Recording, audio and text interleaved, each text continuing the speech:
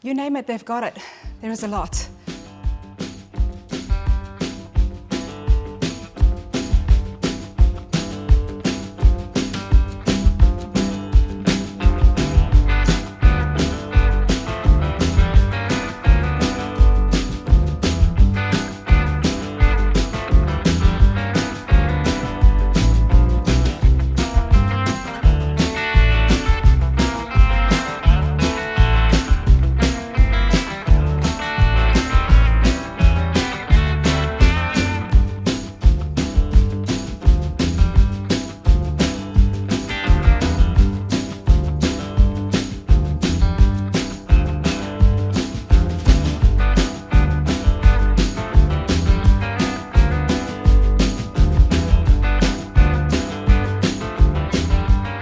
Welcome to Rana's Radar, everybody. In this very special episode of Hot Rod Shop Tours, we're going to be looking at behind the scenes of muscle car restorations.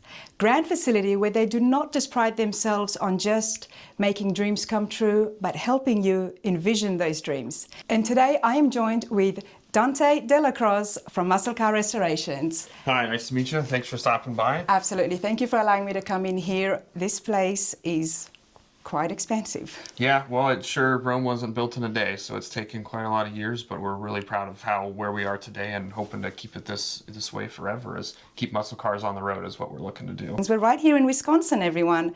Muscle Car Restorations. Dante, tell us a little bit about the history, because you've definitely been here for many years. Right, so we started in 1988, was the first year that the business started, and we actually started with one building where all of the work got done, and we'll go into that building and we can walk around and I'll show you some of it. And you know, what is now our machine room used to be our paint booth, so it was kind of humble beginnings to now 40,000 square foot, 20 plus man operation that works on 30 cars over, you know, per year here. So we're, you know, again, started with little, and here we are. So as we needed space, more buildings were built, and we're like, you know, we could really use a second assembly building. So we built one and, you know, kept going. And since we were able to start in a small town, you know, we were able to have that luxury, you know, versus if you were to start in a big city where space is a lot tougher to come by.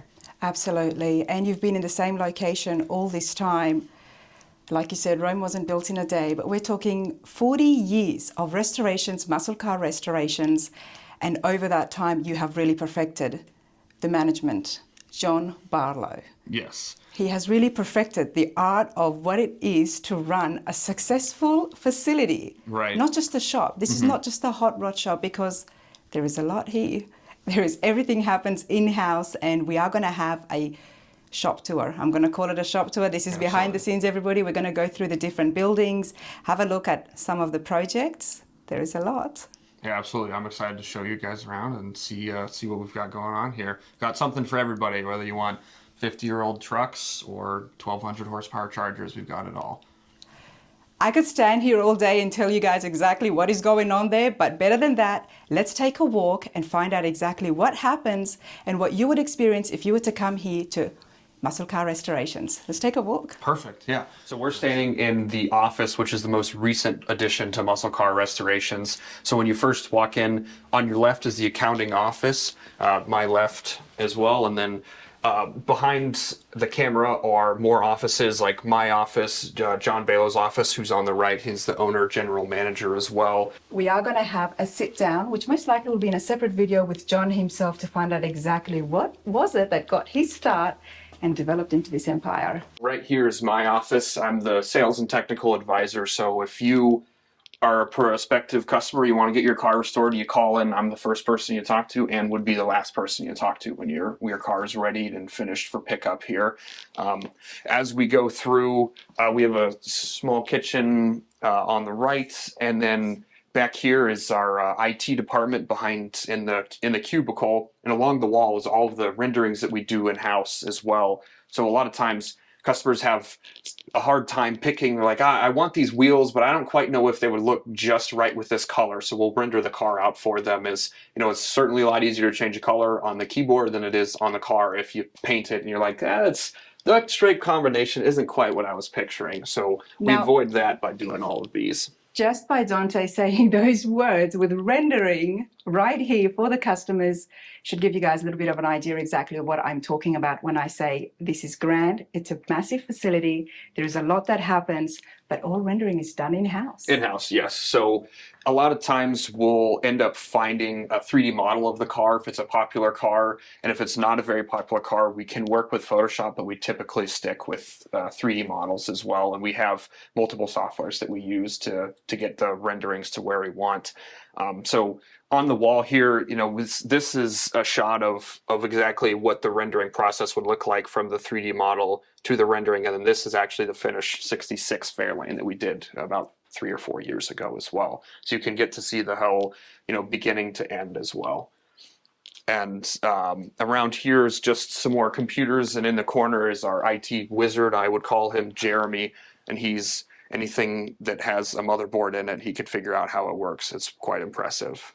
And then behind us as well is the, we call it, again, the design center. And so when customers come in and when they have meetings, if they're remote, because a lot of our customers aren't local, you know, we're majority Midwest, but a lot, I mean, California, New York, Florida, Connecticut, you know, Washington, whatever, you know, whatever state you would like, you know, pick it. And so this is how we do remote meetings with our customers. So when you would like your car restored, we meet with all the department heads and myself, and we can go through the whole project, and you tell us what you would like done, and we'll make recommendations along the way based on what you would like to do with the car in the long run. And that's the part where I mentioned it's not just about making those dreams come true, but actually helping you envision what is it that you want. Right, right. And why a certain part of the car would be so important to you. Right. For sure. You know, we make recommendations a lot. I mean, the big question I always ask is, what do you want to do with a car? You know, if you would like a show car and you don't care about it driving or anything, then we're going to build a very different car. If you're like, I just want to drive it and, you know, drive the wheels off it, then we're going to make recommendations a whole lot differently. So it's really based on what you would like is how we try to steer the project. I do like that structure, because that not only does that help you guys in getting a direction of where to take the restoration, but also the client. Because time is money. Exactly. Instead of making changes later on, it's let's sit around the round table, well, the rectangle table. The rectangle table, that's right, yeah. The last thing to note in the design center, which we'll touch on in the paint shop as well, is actually we do spray outs for all of the cars here that we paint. So when you say you would like a color, we do a little mini car for you, and we do 2 copies. One we keep, and the second one we would mail to you. And that you have to call me or email me and actually approve the color before we'll put anything on the car. Because a lot of times, you know, my monitor settings might be different than your monitor settings, which might be different than the cell phone that you saw the Google image of what color you wanted. And so this is how we go about the system of ensuring you get exactly the color that you want. And 2, we do this as well is a lot of the cars that are going back to exactly factory, the modern paints might come out a little bit different or just different enough that you're going to notice a difference versus what they would have looked like in 1971, you know, like on a CUDA that we have. So again, this is how we ensure that we get the perfect color. Dante, tell me a little bit about yourself. Obviously, being here at MCR, you are into cars. Yes, I'm into cars. The long story is when I was 13, I believe, I lived with my great uncle in Texas, and he's big into cars. He used to drag race, and as fortunately or unfortunately for my wallet, I got into cars, and I just couldn't stop. So I worked. The first job I ever had was a lube tech at a local place. So I was changing oil, doing tires when I was 15 and 16, and then I decided when I was in high school I wanted to do something car related. As I originally liked computers more, but I'm not much of a calculus 3 person, so I said I'd rather work with my hands. So I ended up going to McPherson College for 4 years, and I did 3 internships through them throughout the country as well, so moved quite a few times. And then when I graduated college, Muscle Car Restorations came to the school looking for a sales and technical advisor position, which I started at, and now here we are 4.5 years later from school. So started when I was 15, and here we are 11 years later at 26, still working on them. Still working on them. Now, McPherson College is definitely one of the country's leading automotive colleges out there. Yes. Are you the only one who's come from McPherson, or is there a trend or a pattern always? Oh, we have a decent trend of McPherson College students. We actually have an intern house as well, where we house An intern house. Okay. Where we house the interns that come from McPherson College to work at the shop. They'll come, some of them come for the winter break, but the majority are over summer. We'll have them for 2 or 3 months to go through the shop, and they'll apply to work in a certain department, and that's where we'll keep them. But if they ask, they'd like to try out metal, where we'll go, or they want to try body or assembly, we'll move them around so they can get experience. And really the main thing we look for is for them to learn what they like, and more importantly, what they don't like to do. Like if you don't like to have, throw sparks all day, well, then we'll move you somewhere else. So now when you start your career, so you're not stuck on something you're not 100% all for. An intern house. I absolutely love that. Okay. We're in one of the metal shops. Yes. So this is the metal shop. So all of the metal and fabrication work gets done in here. When the car comes in, it gets disassembled actually on that lift. The reason we use this shop is because this is the one that's most okay with getting dirty, frankly. If you're tearing apart or you're, gas axing ball joints off that have been seized for 50 years, this is the place to do it, because while it may not look very dirty at the moment, it'll be covered in metal shavings and sparks here come Monday. So all the cars get disassembled on the lift as well, and when we do full restorations, our definition is pretty far different than what a lot of places are. Is for us, a full restoration is the car comes completely apart and gets chemically stripped. So it's 100% everything is replaced by the time the car is done. So you get quite literally a brand new hand-built 1969 Camaro, or whatever your project is. And so axles get rebuilt, engines get rebuilt, gauges get sent out and rebuilt, all the door handles are re-chromed, bumpers are re-chromed, all the trim gets straightened and re-chromed, and stainless gets polished. Again, everything is completely rebuilt. Now, for something that gets completely stripped, I do not see much dust. Yes, that is because we actually don't sandblast cars at our facility anymore. We chemically strip the cars, so they go into big tanks and they're dipped in, and it removes all paint, filler, everything that you would want that gets in the way of getting to the clean metal work that you want to do. It gets removed.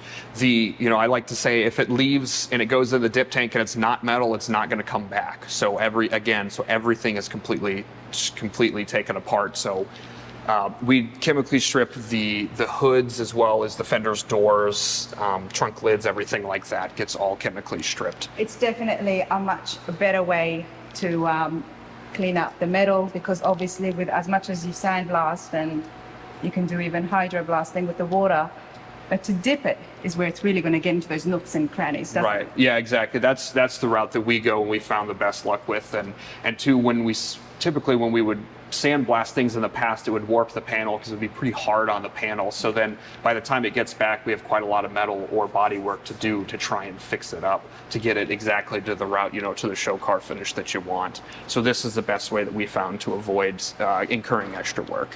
All right, well, tell me about this. So this is a 1967 Buick Wildcat. This is a husband and wife car. And it's actually going to be the wife's car when it's done. It's started life as an all-original 67 Wildcat. Came in, it vaguely ran and drove, okay.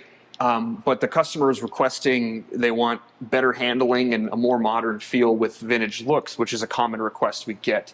So we chemically stripped the car, and due to it being a convertible, frames are very hard to find, as well as replacement parts or Hotrod or Restomod parts are incredibly hard to find for these. We weren't having great luck.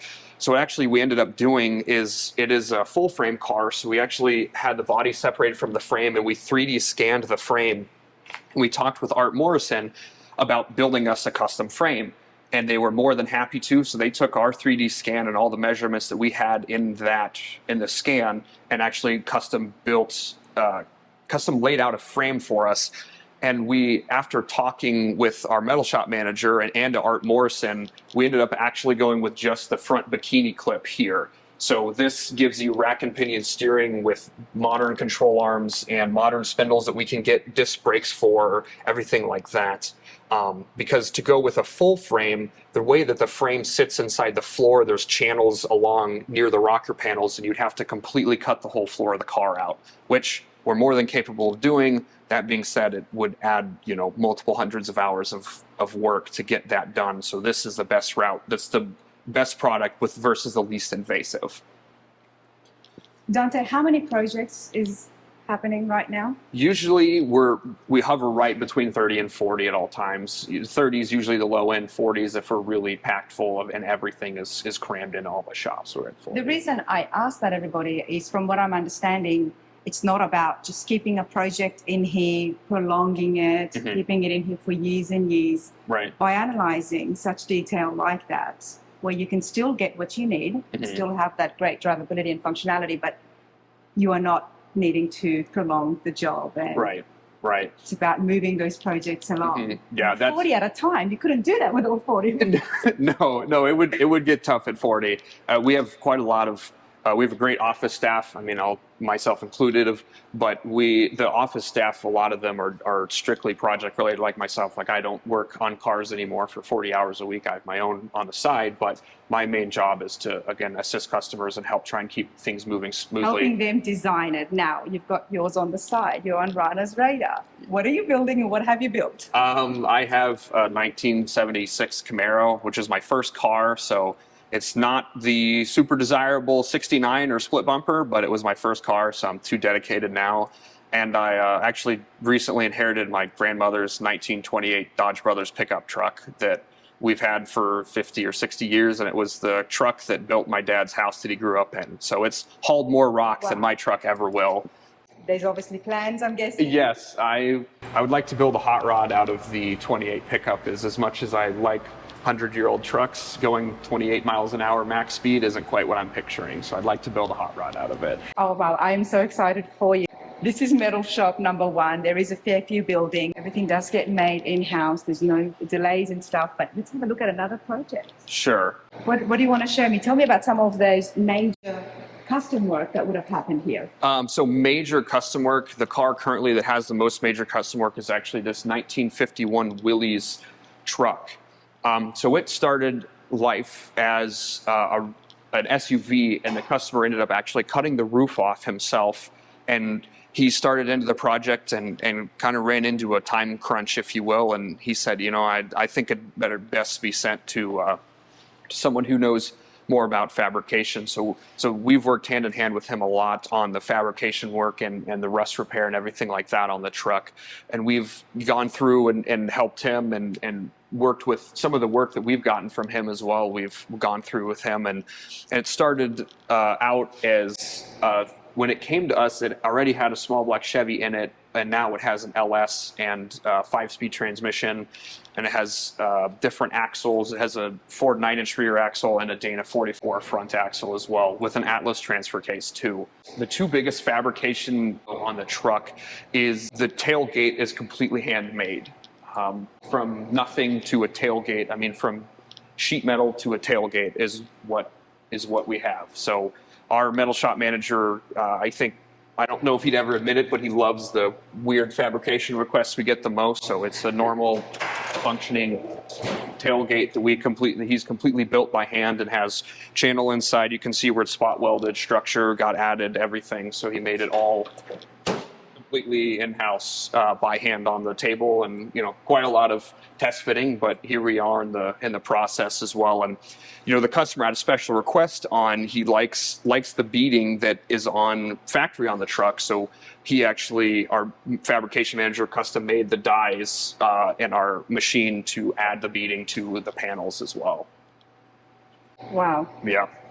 So I think McMastercard is always excited when we call, because we always order the most obscure latches and hinges and everything like that. And to go along with the tailgate as well is actually we're custom making doors as well to match the tailgate. So it's another fabrication task to really push the skills of our fabrication manager here. You're not out there just, I mean, I love the aftermarket, don't get me wrong, but you're not out there, trying to find what can we get those parts in to make it fit.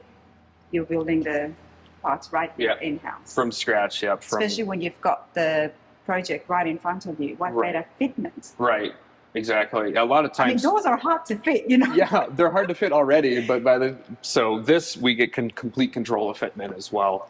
And a lot of times when we buy parts or if they're aftermarket, a lot of times they're advertised as perfect fitment and they'll need some sort of trimming, or modifying. So this we get complete control. I think everybody would agree with me now that we love the aftermarket, but it definitely needs a touch or two, and that's okay. At least it's there. That's what I say. Imagine if it was not, we all do. We'd have to do that with every piece. Yeah. Exactly. Here, MCR might be able to do that, but not us at home. Yeah, not the average home builder. Definitely not. So we actually worked with a local shop who does four-wheel drive trucks only, and they built the front and the rear suspension for the truck, and we're doing all of the rest, and they're going to help us out with some of the extra wiring requests that the customer has. His plan is to off-road the truck, like legitimately off-road the truck. Wow. So he wants front cameras and backup cameras and extra lights, and again, we used to restoring 50-year-old muscle cars and not adding cameras to them. So we're going to work hand in hand with them on getting everything, exactly where we need. So we shouldn't just assume it's only muscle cars in here, everybody. Yeah. The name might say muscle car restorations. Mm-hmm. We've got a Willys right here. Right. And there is a lot more. Right, exactly. Yeah. As long as it's domestic and old, we can see what we can do to help you out with it. Over here is just more storage for metal shop. We've built carts and body frame carts and everything like that. And the cart actually that's behind me holding this gargantuan Hemi and a 727 we actually built that as well and ended up painting it blue. And we use that to move pieces around, as it's a lot easier than trying to go grab the forklift to get engines moved all over the place. A lot of times on our Mopars, what we'll usually do is we'll assemble the whole front cross member on a cart like this or similar, and then we lower the body down and put the whole cross member up into the car. So this will have, when it goes into the finished car, it'll have control arms on it, have brakes, everything will be completely assembled. All you need is the 4 bolts that bolt it to the front frame rails. Is how we intend when we do that. That's the best time saving. And then this as well, cramming this much Hemi into that much Challenger with headers, we have to test fit everything. Is again, there's the last thing we want is we're more than happy to throw sparks, cut weld, whatever, move stuff in here, but when it's painted, it gets a lot tougher. I bet. And of course, the shop, you've got all of your tools and equipment as well. There is a lot. Check this out, everyone. The reason I bring this up is places like this, and yes, it's a facility, there's a lot of space, there's a lot of workers, a lot of employees, but I always look at it as take note, take inspiration on how you can do things at home as well in order to maintain a clean space, an organized space. Right. Yeah, a lot of times, we started at a much more minor scale version of this. So the at-home builder, if you're restoring one car for yourself in your garage, like Rana mentioned, you can take inspiration and have a scaled-down version of workbenches or anything like that as well. Let's continue on. Perfect, absolutely. Yeah, well, there's plenty more. Okay. So we're going to go kind of in order of how the cars go when they come in for restoration processes. So again, all the buildings are numbered, and this was a 6th building we added. So it's very creatively called Building 6. And it's got 2 sides. One side is parts, and the other side is currently cold or warm storage in the summer. So all the cars in here are in between processes or waiting on a shop to open. We don't have an opening in the body shop right this second. So the car's going to wait a little bit until we have an opening. Some of the cars in here, and again in here we've got a good mix of partial restorations, service jobs, full restorations. And a lot of times, a trend that I feel like I've seen kind of recently is, this 70 Torino that we have, the yellow car. It's a father-son project, and they said, we really like working on cars and we like a father-son bonding. This is pretty much how they're going to get the car, and they're going to finish assembly themselves, which we're more than happy to help with. I mean, we do full restorations. That's what we're most known for. But if you would like us to help you with a section, absolutely, please give us a call. We do just metal work, we do just paint and body, we do just assembly, whatever we can help with. A lot of metal work is probably the most common one that we do if we just do partials, is because everybody hates metal work. Yeah, cutting out rust and fitting and doing all that can get pretty old, especially luckily our guys have been doing it for long enough that they are, it doesn't take them many tries anymore. But I'm sure, if it's your first one, it can be pretty intimidating to try and cut into something, like Absolutely. this car was very rough when it came in. I mean, I believe the owner's younger sister accidentally plowed it into a snowbank in Wisconsin in the winter, and it broke spot welds out and bent frame rails, and we had quite a lot of work ahead of us to get it all straightened out into this giant yellow school bus that we have in front of us. Oh, it's brilliant. It's beautiful. Look at this, the lines. You've definitely helped the father and son, that's for sure. Yes, exactly. And one thing as well to note that actually, I learned about when I started at Muscle Car Restorations is one trick that we actually do for the body lines. You mentioned the lines. So when we put doors in, and when we assemble the car for Mockup in the metal shop, how you saw some of them, we actually take the components out of the door, weigh them, and we'll put sandbags in to mimic the weight and rebuild the door hinges so that we do that so that all the body lines match all the way through. Because if we set body lines without 40 pounds of glass and everything in, they would sit a little high now. And then when you add all the weight in, it might push it down that 16th or an eighth that you don't want to see. Wow. So we go that far. So like here you can see there's some, we've got sandbags inside and sandbags in that door, the blue bags as well. So that's, again, at Home Builders, it's another trick you can try to get those body lines that last eighth of an inch that you want perfect. I mean, you guys know that I've been to a fair few shops. A few. Either they haven't told me or this is just the first time I'm seeing this, and it does make sense. But I mean, the detail, the attention to detail, and not just looking at the finish, but the engineering and structure. Mm-hmm. Yes. That's and this is the stuff that really gets you excited, isn't it, Dante? As an engineer, it would, wouldn't it? Yeah, I like it. Yeah. We go through again too, like, we get customers that call like, well, why'd you get two sets of weather strip? It's like, well, we actually set all the gaps and everything with weather strip installed in metal shop, and then we'll remock the car up in body shop. And then by the time, the idea is so we put the car together 3 times in total. The idea is that by the time, again, it gets to assembly, you don't have to do any modifying. You don't have to hog out any holes to get the fender to move to where you need to match the grill, anything like that. So it's all been done already when there's no paint on the car and you don't worry about trying to scratch something. On the rotisserie is 1963 Corvette coupe. So it is the split window, the 1 year only.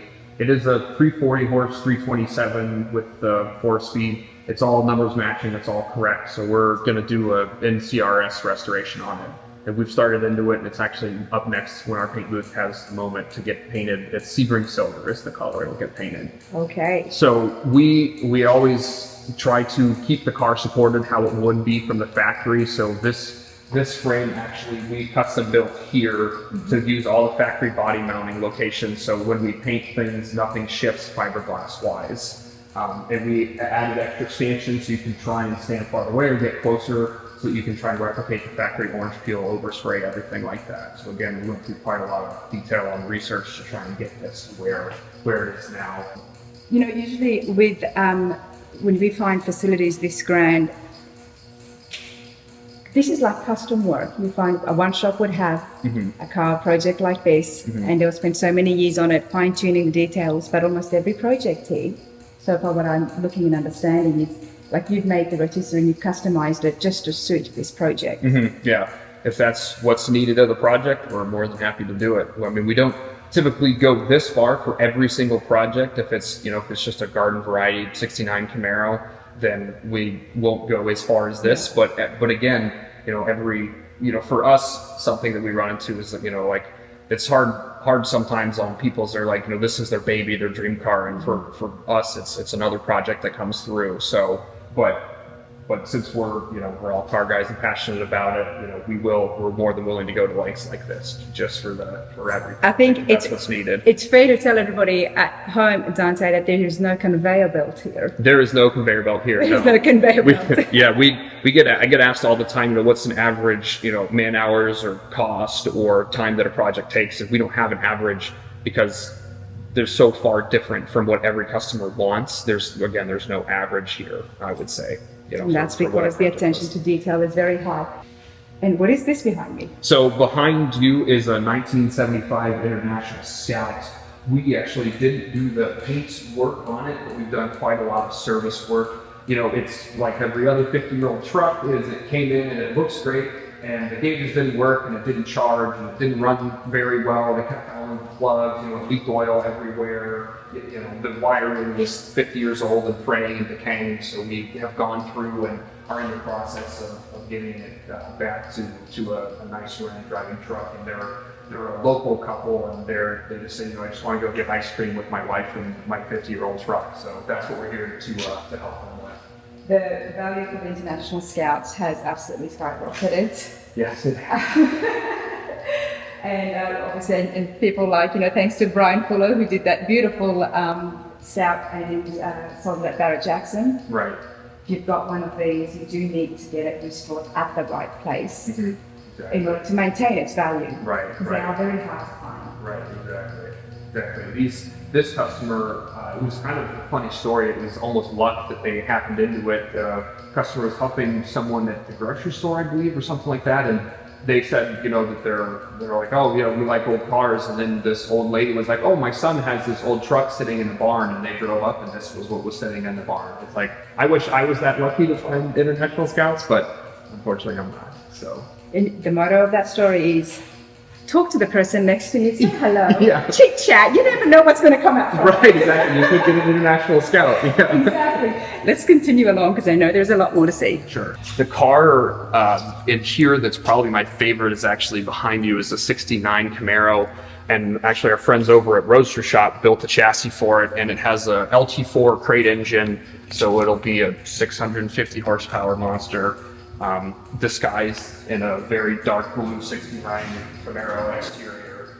So underneath we've done quite a lot of work, and again the Roadster Shop chassis is bolt-in, so we didn't have to do really much of any cutting, welding for the underside, and it comes with all modern, you know, Corvette spindles and 4.9-inch rear end, everything like that. And you know, you call them and tell them what motor mounts you want, and that's what you get.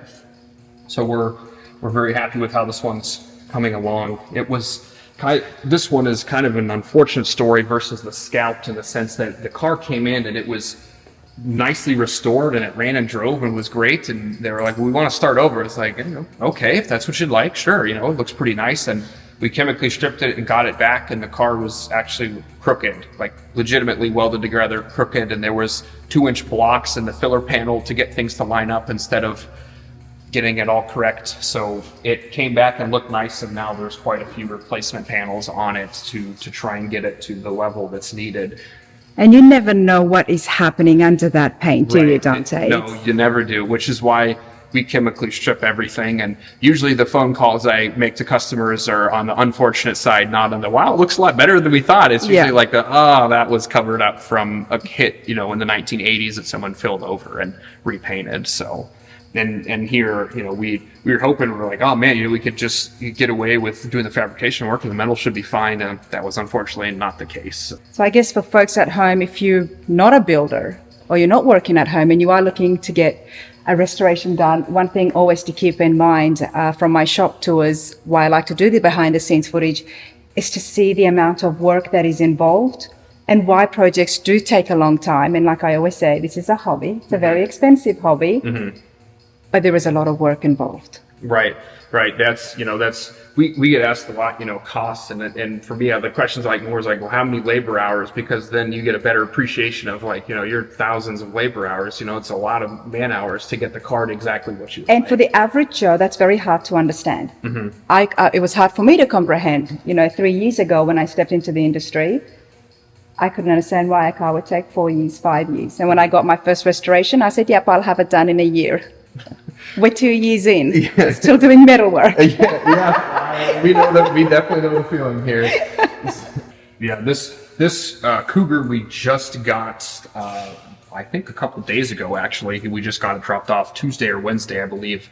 And this one is another case of a do-it-yourself. You know, he said, I'm not a metal worker, but I put a million Cougars together, but I'm not a metal worker, so we're actually just going to do the metal work on this car, chemically strip it, fix all the rust, epoxy prime it so it doesn't flash rust at all, and then send it back home with him. And he said he's more than happy to do the rest of the work. So that's what we're here to help with.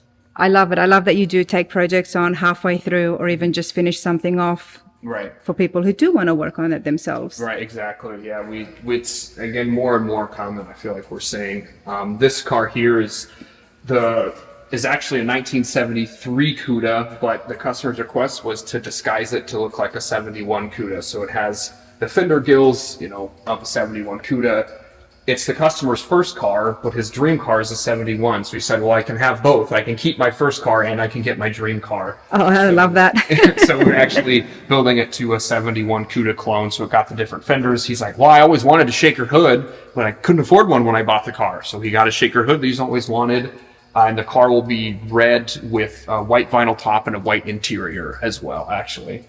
We'll get more about tops and interiors soon, but I do want to bring this in so everyone can have a look at the fitment. Now, which mock-up is this? Where are we at? This is metal shop. So this car actually just recently left the metal shop. So you'll see, so we set gaps here, and as well, we don't have them on right now, but rocker molding gets test fit if there's trim that runs along the body line, like on some of our GM or our older Mopars, those all get mocked up as well.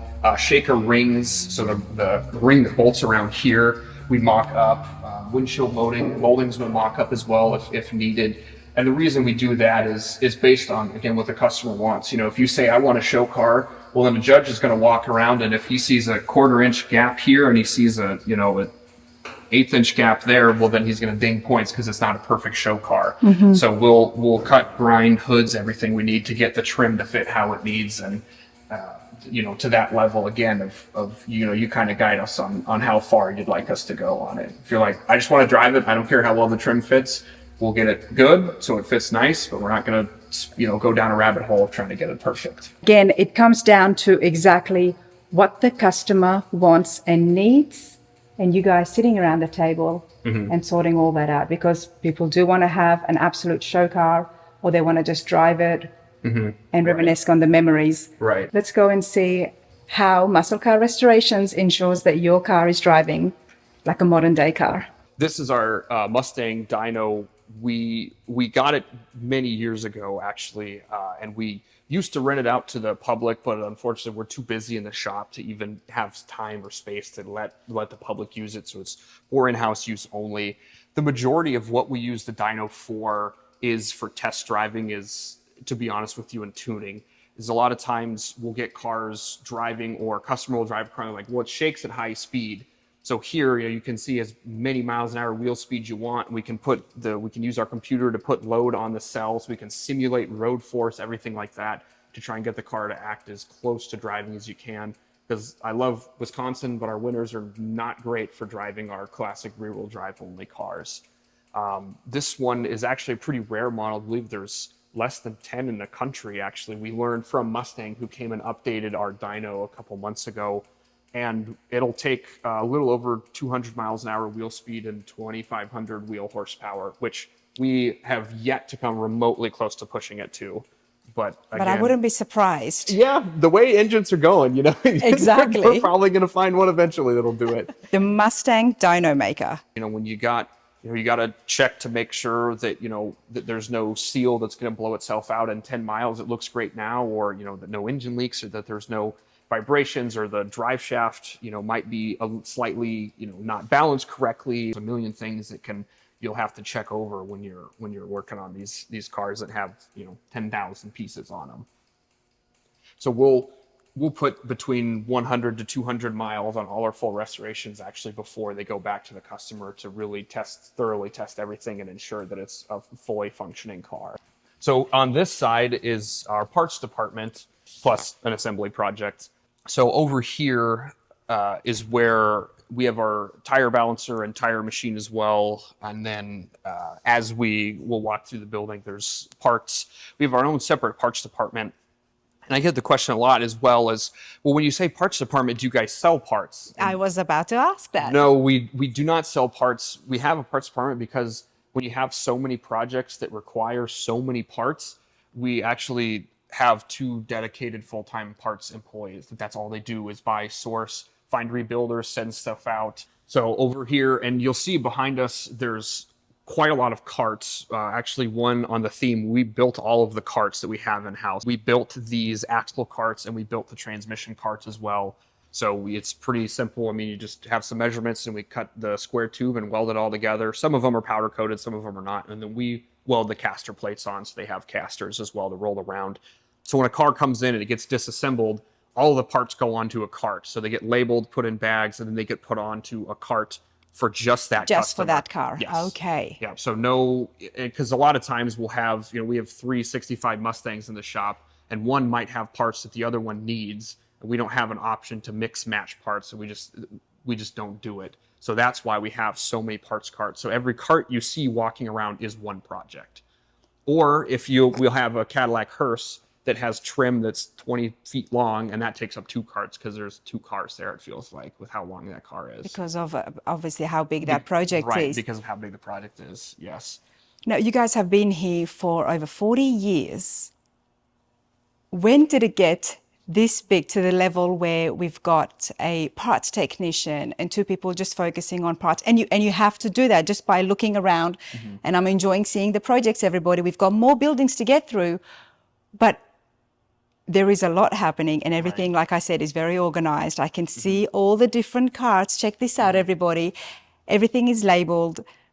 When did it get to this level? When was it a gradual change? Yes, it was. It kind of, I would like to say it started small, with 1, 2, 3, 4 projects, and it's now to this, I'll call it a monster, now of, 30 to 40 at all times. It was a gradual change. We've always been organized and had parts carts, but not to this, to this extent and level of this.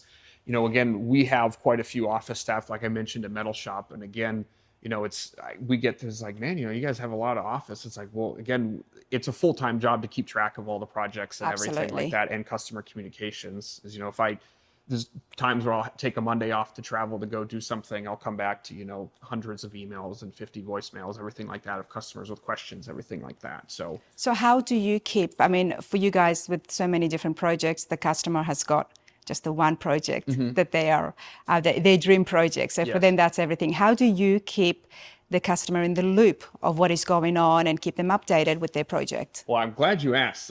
We actually, every Friday that the car gets worked on, they get a written update from the department manager on what we did to the car, and they get a link with photographs emailed to them. So Jeremy, our IT wizard, I call him, he walks around weekly and takes photos of all the cars in progress. So this Mustang behind us, the doors just got put on this week. So they'll get an emails from our department manager saying that we got the doors put on and waited. We haven't had a chance to adjust them yet. And then they'll get photos of the doors going on. So every car, by the time your car is done, you'll have thousands of photos of the whole restoration process. Which is fabulous, because as a customer, you really need to know what's going on when your project is not in your hand. But then there's a whole other side of things for you lot here working, Dante, when it comes to the employees.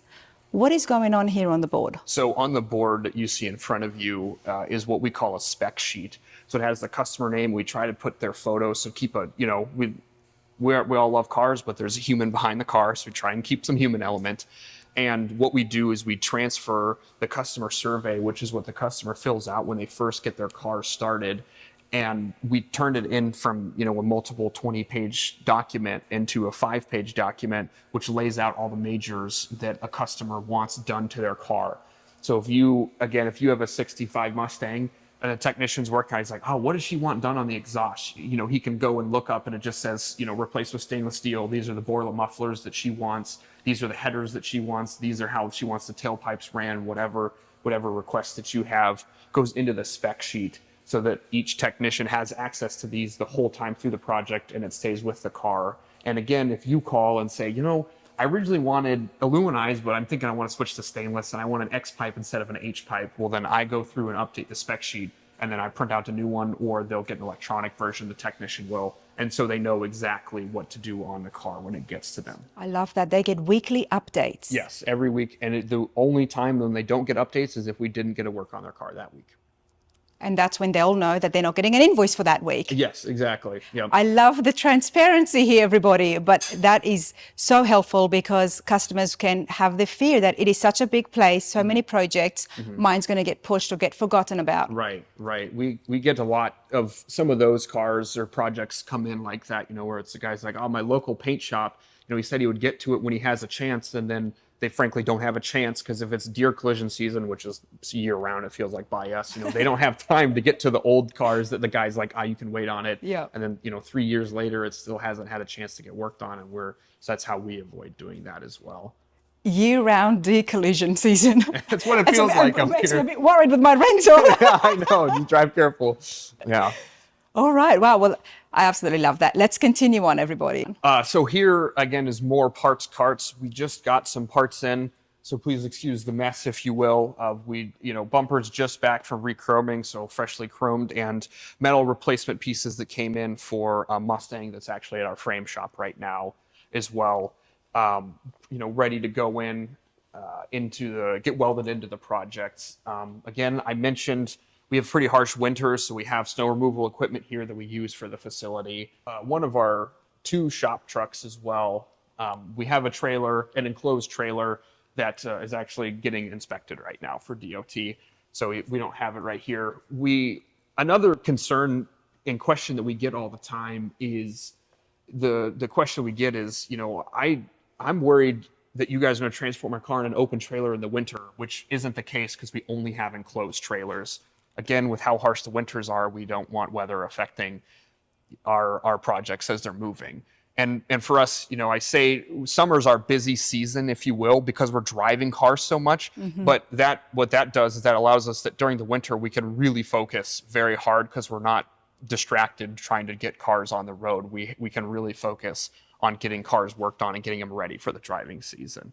Here underneath the tarps is our painted parts rack, we call it. So there's doors, hoods, fenders, and again, continuing with the theme, we built the rack, and there's pool noodles and edge guards on the pieces here as well to prevent them from getting scratched. And we put tarps around again to try and keep dust off them. It's inevitable at some point, but we do our best to keep everything as clean and organized as possible. Used parts, or are they parts that are going to be restored? But it's interior. Yes, a little bit of both actually. So we don't typically throw parts away usually until the end of the restoration, or if we ask the customer at the beginning, what do you want to do with your old parts? So long as when the project leaves, the parts have to leave with it. We clearly don't have space to keep old parts for old projects. So some of these are waiting to get restored. They're seats for a Firebird convertible that we're doing, and some of them are Corvette parts for the split window that we're painting, everything like that. So I would like a lesson here just to learn how to stay this organized.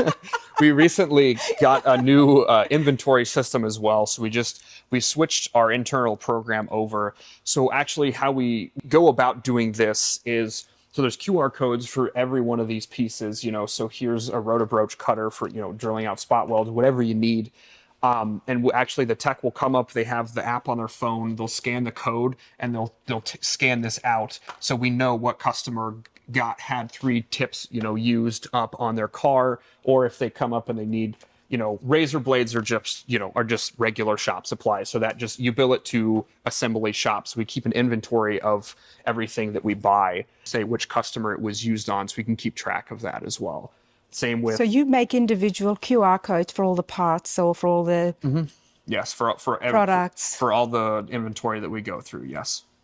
Before we go, you mentioned wheel and tire our balancer. Our tire machine, yes. So we mount our tires in house. This is one of the more recent additions. Within probably 12 months, we've gotten this, and we used to work with a local place that did a great job, and we decided, we just, again, we're pretty selfish, so we decided to bring it in house.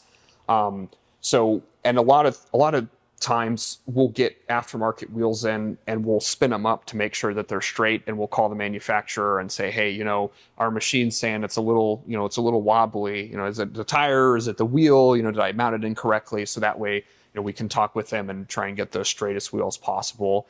I love our old cars, but they're not known for being super true. So we do our best to try and keep them as shake-free as possible.